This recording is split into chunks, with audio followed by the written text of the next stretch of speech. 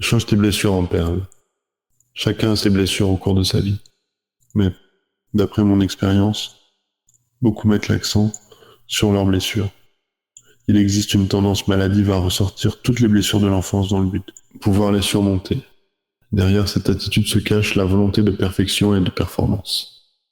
Nous croyons qu'il nous faut tout faire pour guérir, mais cela peut mener à une impasse. La voie véritable est celle qui nous conduit à nous réconcilier avec notre propre douleur et à établir un contact avec notre être véritable. J'abandonne l'illusion d'être fort, sans faille et parfait. Je prends conscience de ma fragilité, ce qui m'aide à être plus humain, plus doux et charitable. Spray de la vie.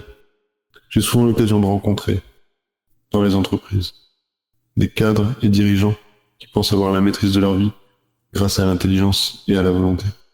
Ils paient cette erreur, non seulement par des crises personnelles, mais également par le fait qu'ils projettent sur leur entourage des tensions refoulées. Ces tensions couvrent tout, créant une sorte de pollution émotionnelle. Un tel climat rend malade. Et l'état de santé d'une entreprise est lié aussi aux pulsions refoulées de ses dirigeants. La crise nous oblige à nous confronter à notre part d'ombre et à la regarder en face. Emprunter ce chemin sera salutaire pour notre entourage.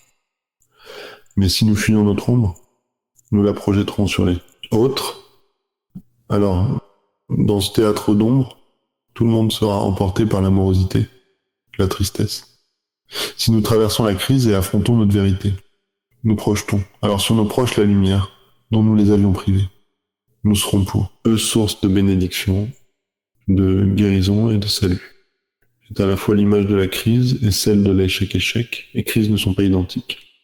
La crise est un processus douloureux, au bout duquel une vie nouvelle naît. Cependant, ils ne sont pas si éloignés l'un de l'autre.